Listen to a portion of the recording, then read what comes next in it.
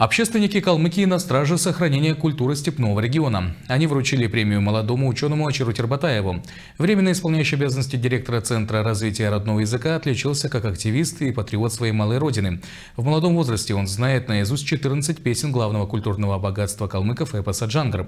На церемонии награждения побывала и наша съемочная группа. Популяризатор национальных традиций, пропагандист родного языка и хранитель культуры народа.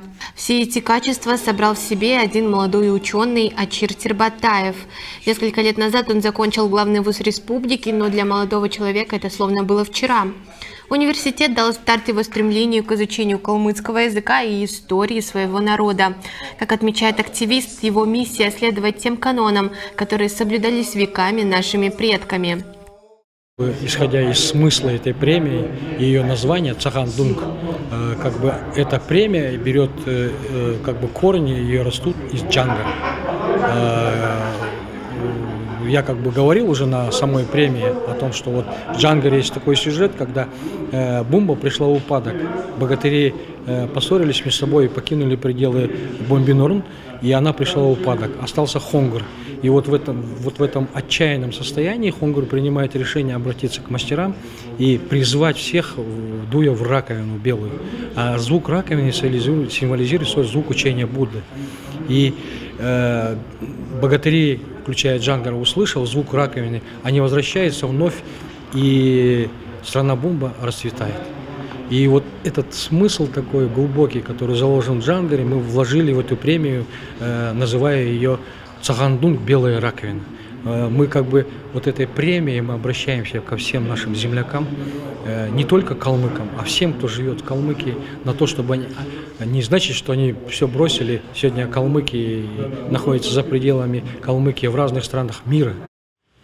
Я этим занимался всю свою жизнь и буду постоянно этим заниматься, неважно, где я буду работать, как я уже говорил, хоть в Москве, хоть еще где-то, я все равно буду заниматься пропагандой родного языка и родной культуры.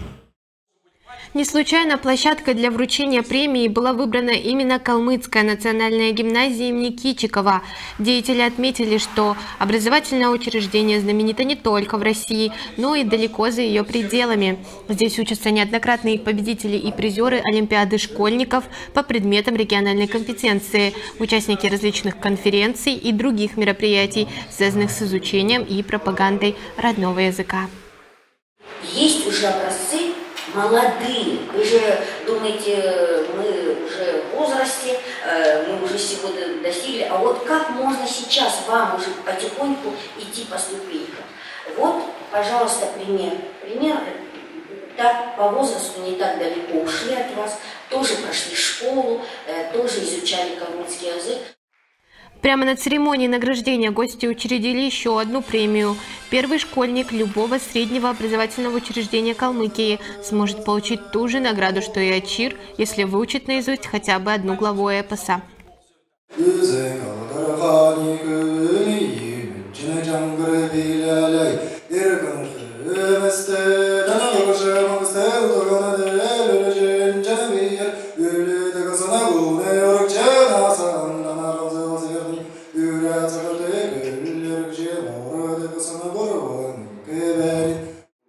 Помимо сохранения культуры родного края, не остались в стороне и вопросы здравоохранения.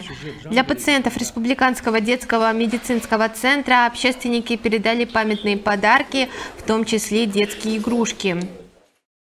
Объединившись, начали теперь в большей степени оказывать целенаправленную помощь республике. Почему начали с Министерства здравоохранения? Потому что это наша мысль была связана с тем, чтобы начать с детей. Поэтому у нас на сегодняшний момент в этот наш приезд это детский спорт, это детское творчество и детское здравоохранение.